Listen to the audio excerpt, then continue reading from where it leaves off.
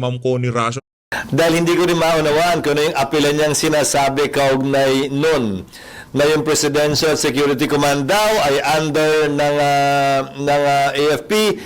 Pero anong gusto niyang palabasin? Magbabangayan ang sundalo at ang pulis? Klaro, Yan ka na naman hindi yun. Ang gusto lang sabihin nito si Vice President Sara Duterte, may obligasyon kayo. Hindi nyo ginawa. Kumusta ho kayong lahat dyan mga kababayan? Welcome back sa PH Update. Muli ho tayo nagbabalik sa panibagong reaction video. At dito sa video na to, papanoorin ho natin ang pinaka-latest na kaganapan sa Senado. Meron hong papresko nitong si Boy Kilay. Pero bago yan mga kababayan, isang like at isang subscribe. Masaya na ho tayo dyan at sa mga gusto sumali sa ating community, yung joint button, nandyan lang ho sa baba. Shoutout ho muna natin na mabilisan yung mga kababayan natin dito sa PH Update. Naku po, napakarami na naman hong nagpakulay dyan sa baba. Maraming salamat dito kay Ma'am Connie Rasos. Ma'am Connie, mega love shoutout. May long time no see. Dito kay Jennifer Kopman Romero. Mega love shoutout. Maraming salamat madam. Dito kay MJG, maraming salamat. Mega love shoutout.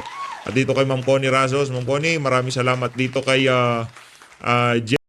dito kay Sir Jordan Cabico. Dito kay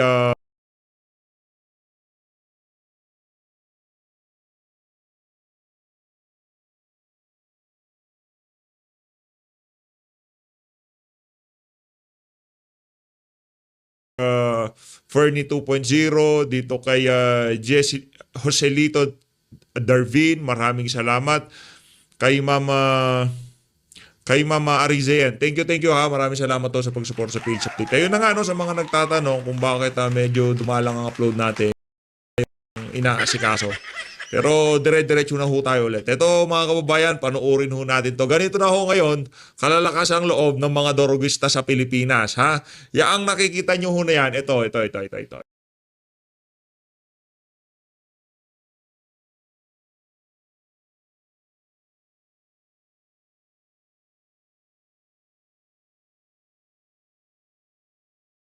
Yung harapan na yan, police station ho yan. At dito sa likod na nagvi-video, meron hong nagdodroga. Panoorin nyo ho ito mga kababayan. Nakakawindang.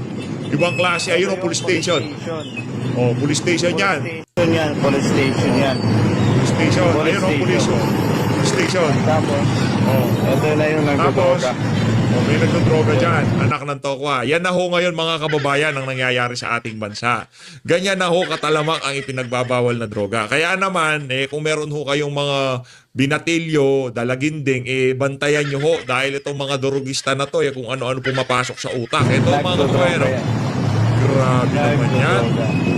Anak ng tokwa. Ibang klase ho. Pambihira naman tong si kuya. Pumasok sa sako Pumasok sa sako pero kitang-kita ho yung kung ano yung mga kapabalagang ginagawa niya. Yan, Nagsizesto ho siya. Anak.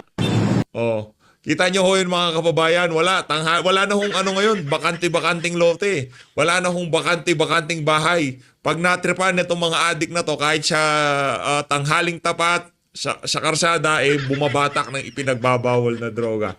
Dito mga kababayan dito ho makikita nyo kung gaanong nasusuka ang ating mga kababayan dyan sa Netherlands. Dito kay Maris Umali. Ang problema na umano kasi dito kay Maris, halimbawa dito sa video na to, nakita ho kahit na anong sabihin ng mainstream media, 2,000 lang yung dumalo dyan sa rally na yan. Kung 2,000, 3,000, 4,000, ang totoo niyan mga kababayan, lagpas ho ng 6,000 ang dumalo dyan sa nangyaring pagtitipon para sa pagpapakita ng suporta dito kay dating Pangulong Rodrigo Duterte dyan sa Netherlands. Ang issue lang naman ho dito mga kababayan, halimbawa yung kinukuhanan na video na yan, itong si Maris Umali, nagvi-video ka. Pero hindi mo yan ilalabas sa diyan sa network mo. Ito mga kababayan, bias, di ba? Ang hirap kasi kakaumpisa nyo pa lang ho dyan sa Netherlands, lumabas na yung tunay na kulay nyo Yan nung pinadala ng GMA7 dyan sa Netherlands, lumabas ho yung pagkabayas niya Nakanagtoko. Ayan bias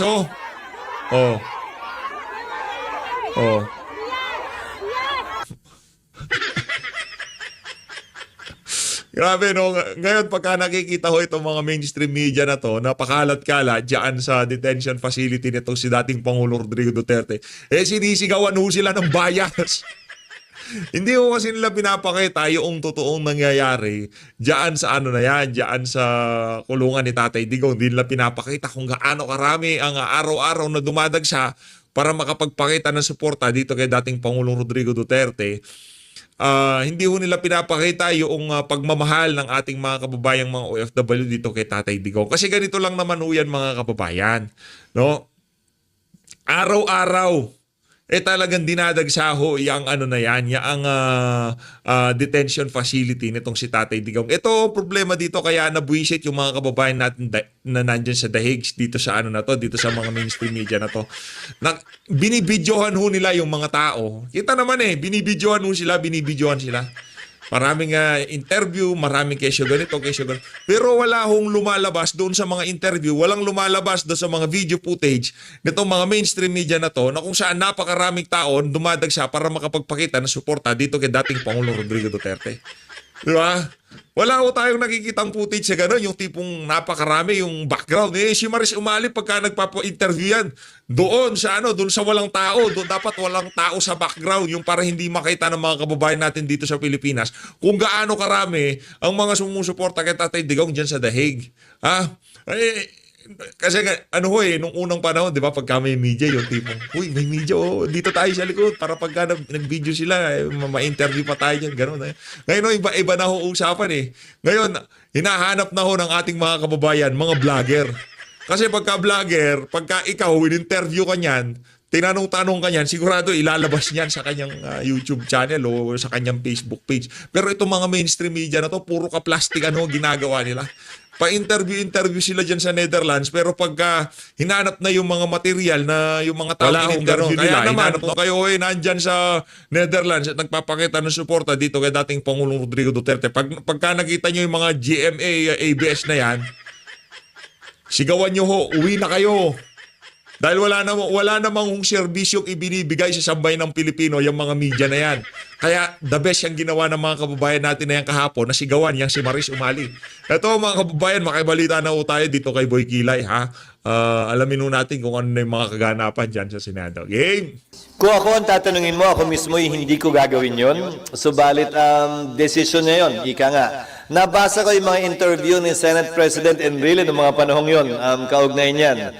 Ayon sa kanya, yan ay desisyon ng kada individual, lalo na kung sa palagay niya o sa pakiramdam niya ay hindi pa niya nakakamit ang hustisya at hindi pa niya nauubos lahat ng legal remedies na available sa kanya dito mismo sa Pilipinas. Lalo na kung sa inabiyahe na, ika nga, sa ibang bansa, mababaliwala lahat yun.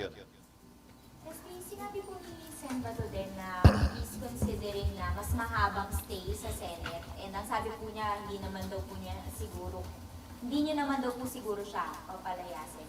Sir, Ayokong mag-speculate kung gaano kahaba yon, pero tanging pwede kong pagbatayan ay yung mga nagdaang karanasan ng Senado kaugnay sa mga miyembro nito na may mga kasong kinaharap. Ang pinakamatagal na sa kasaysayan ng Senado ay kulang-kulang 1 buwan nung dito na malagi si Senator Trillanes. Ang pinakamatagal din namang pagtatago, ika nga, ng isang senador ay si Senator Lacson na tumagal naman, hindi sa Senado, sa labas, na nagtagal din naman ng, kung aking naalalang tama, ay 14 na buwan na siya'y nagtago sa ibang bansa. 14 na buwan. At kung gusto nyo humingi ng detalye, si Senator Padilla na lang yung tanungin mo dahil siya yung gumanap yata ng Senator Lacson nung ginawa ng pelikula yung kaganapang yon. Hindi siya, sir, ituturing na parang reflective sa Senate as an institution na mayroong Senado na natatakot. Hindi naman, dahil iba't ibang sitwasyon at bago noon, hindi pa nangyari yan. Pagkatapos noon, hindi pa naman din nangyayari yan. Tayo'y nag-engage lamang sa speculation sa ngayon. Sir, despite yung pronouncements po ni Senator Bato na yun nga, meron siyang kinoconsider na magtago, hindi naman po i-refuse ng Senate yung pagsisik niya ng record. Hindi para sa akin na hulaan kung ano ang kanyang gagawin kasi dahil pabago-bago din yung kanyang posisyon habang dumadaloy ang araw. Marahil pag kami nagkausap, kung yan ay nangyari na talaga, doon na lamang natin haharapin yan. Hindi lamang bilang Senate President, bilang isang institusyon din na kinabibilangan niya. Imbes na maghulaan tayo kung anong gagawin niya at kung anong mangyayari. Antabayanan na lamang natin kung talagang magaganap yon o hindi. Pero yung stand ng Senate, sir, hanggang lumabas lang yung decision ng SC dun sa petition niya. Yun yung mga naging karanasan ng Senado sa nagdaang panahon. Ika nga, kinausap na yung mga miyembro nung na-exhaust na nila yung kanilang legal remedies na wala nang pwede o inaantay pa kaugnay niyan kung kaya't marapat ay harapin na. Yan yung mga ginawa ng Senado noon at wala akong nakikita ding dahilan na hindi rin yan ang gagawin ng Senado kung sakasakali. Dahil yun ang naging tradisyon, practice at kagawian, ika nga, ng Senado.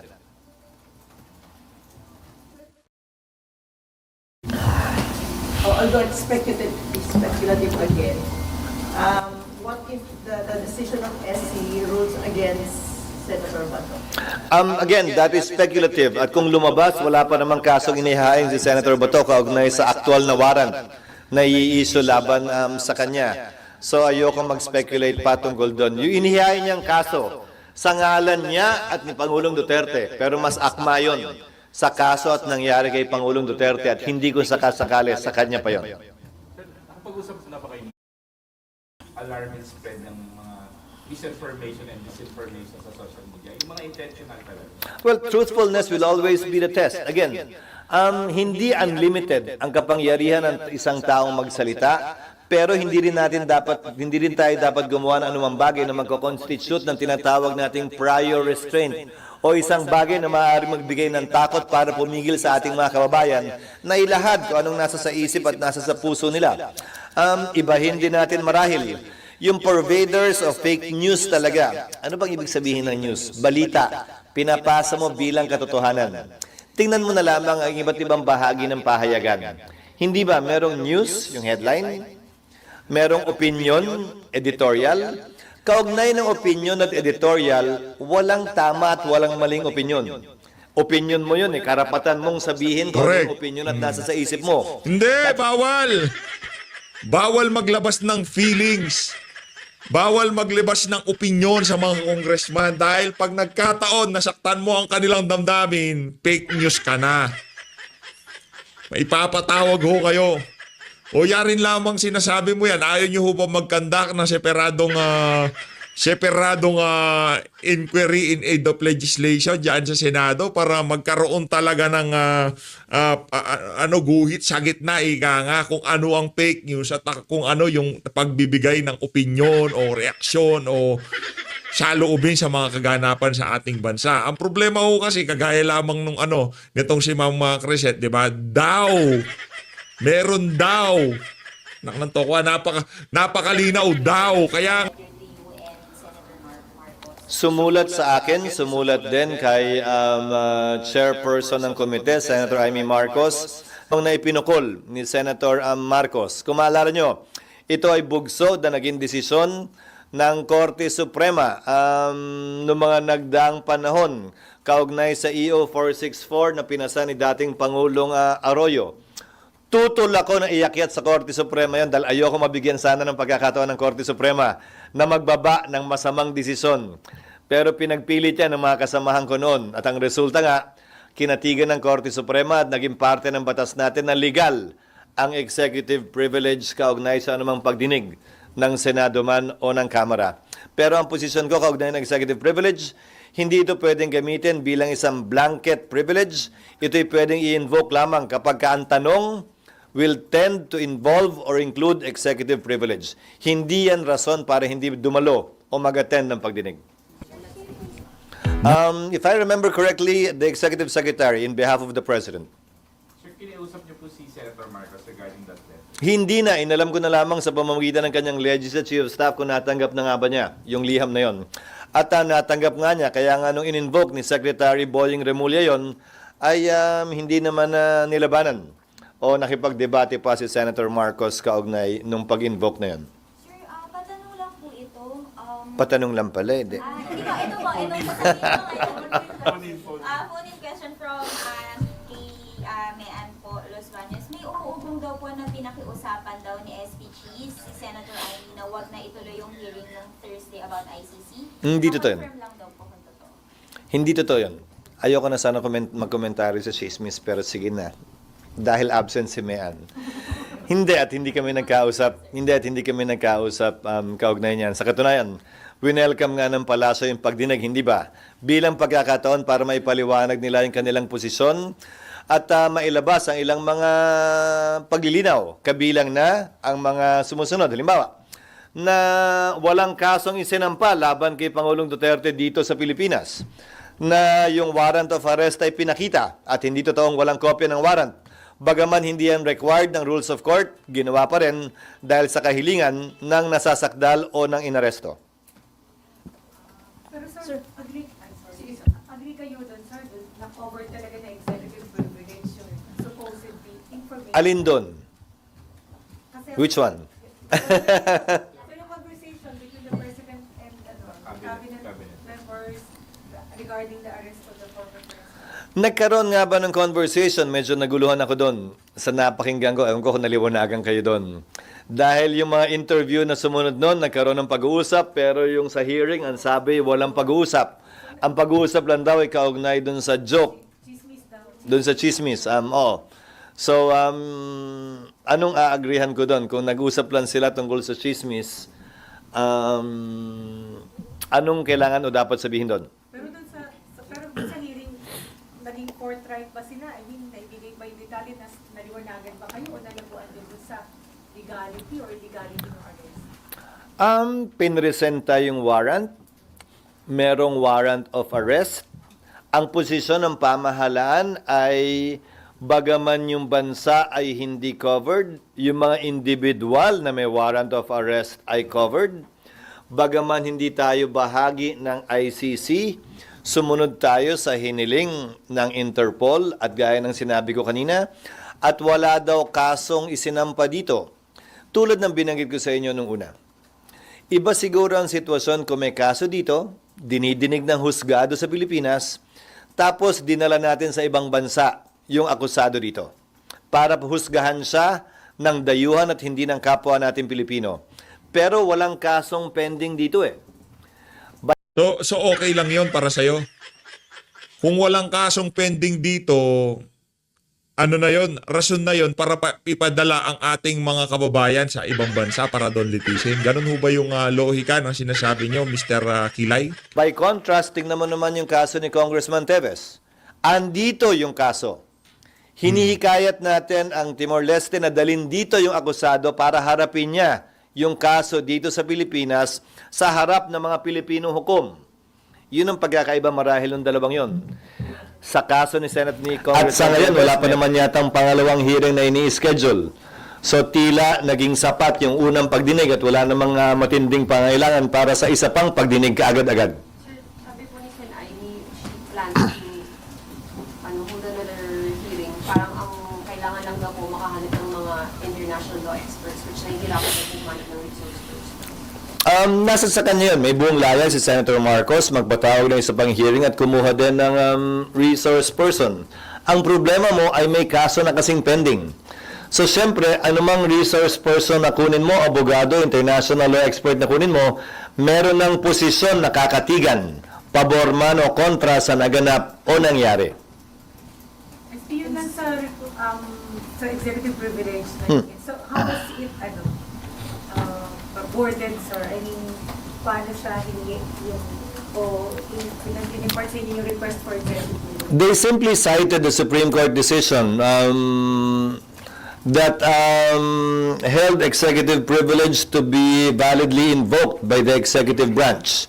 But again, the position I took was not as a reason for them not to attend, and they all attended, and I thank them for attending, but to be invoked whenever a question is asked that would tend to divulge any conversations with the President himself. And that was exactly what happened in the hearing. So, pwedeng i-share niyo yung letter? Pati yung reply. Hindi ako nag-reply. Hindi naman kailangan i-reply dahil natanggap ko yung sulat that same morning. Ang FYI Pwedeng letter. i-share niyo? Parang FYI lang naman yun. Kasi nasa Supreme Court decision naman yun eh. Pwede niyo kami bigyan ng comment? Tatanungin ko, baka pwede ba yun? When sir, yung public document. Parang hindi naman yan. Wala. Yung nakalagay po na hihingi daw po sila ng mga set of questions. Pwede po ba yun? Hinihiling yun kaugnay ng question hour. Pero hindi naman kasi ito question hour. Ito ay investigation, inquiry in aid of legislation. Hinihiling lamang in advance ang mga questions sa mga kalihim kapag ka question hour ang involved. At yan ay nakalagay sa aming rules, yan ang nakalagay sa saligang batas din. Pero hindi question hour yung nangyari sa pagdinig na isinagawa ni Senator Amy, kaya hindi kinakailangan magsumite ng mga questions beforehand. So may silang yung letter, sir. So may silang yung letter. If I remember, 1 page lang. Sir, hindi naman strange or first time lang nangyari na merong ganitong letter from the palace? Hindi. Nandito na ako sa Senado nung sinulat ni dating Pangulong Arroyo ang EO 464 na nag-apply sa lahat. Mas malala pa nga yun. Yun ang ginamit nilang dahilan para hindi magpunta sa anumang pagdinig ng Senado ang mga miyembro ng kanyang gabinete. Ito ay invocation lamang kung sakasakaling kinakailangan. At sang-ayon ako sa ganong klaseng invocation ng executive privilege. Ulitin ko, hindi ito dahilan para hindi magpunta at dumalo. Ito'y karapatan na binibigay sa kanilang tumangging sumagot kapag pwede nilang ma-invoke ang executive privilege sa isang katanungang maaari magbigay ng detalye ng pag-uusap ng miyembro ng gabinete at ng Pangulo. Sir, ano po yung nakikita niyong pwedeng ma-achieve ng hearing on ICC in terms of ano po ba, laws? Hindi ko alam na kay Senator Amy Marcos siguro yan para makapagpalabas ng panukalang sa pagbabatuloy ng tila mensahe na common sa kanila na umaapila palagi sa sandatahang lakas sa anumang level, anumang issue, anumang kaganapan. Dahil hindi ko rin maunawaan kung ano yung apila niyang sinasabi kaugnay nun na yung Presidential Security Command daw ay under ng AFP. Pero anong gusto niyang palabasin? Magbabangayan ang sundalo at ang pulis? Klaro, law. Yan ka na naman hindi yun. Ang gusto lang sabihin nitong si Vice President Sara Duterte, may obligasyon kayo. Hindi nyo ginawa. Di ba? Nawalan tayo ng dating presidente na meron kayong mandato na protektahan siya. Yun lang naman yun. Hindi niya naman sinasabi na PNP, AFP, magbangayan kayo. Kau naman, nagiging ano ka na yung kulay mo nakikita Yan ang problema namin sa'yo, Chis Escudero. Law enforcement operation yon na nag-assist lamang ang AFP. At hindi pwedeng palaga naman na lumaban ang AFP sa kapulisan kaugnay sa law enforcement operation. Bakit ba natin pilit na pinag-aaway yung dalawa? Ulitin ko, marahil bahagi lamang ito sa constant na apila ng kanilang panig kaugnay sa Armed Forces of the Philippines. Nakampihan marahil sila o magkaroon ng posisyon o paninindigan sa ilan sa mga issue na involved sila. Tsaka sir, pinoint out din na yung Villamor Air Base where the president was arrested ay military facility. Parang, Well, ulitin ko, tila pilit nilang dinadamay ang sandatahang lakas sa iba't ibang issue na hindi naman dapat talaga at wala na. Kadiri ka, Chis. Ayun na nga mga kababayan, dito na unahan tatapusin ang ating reaction video. Ano yung sa mukha mo? Na-shave mo? Kadiri itong si Chis Escudero. Hindi dinadamay. Sinasabi lang niya na meron kayong mandato na protektahan. Pero wala namang pag-awayan o dinadamay. Nandun sila. Kampo ng AFP, Villamor Air Base. May mandato ang AFP na protektahan ng mga dating Pangulo. Yun lang naman, anong ginawa nyo?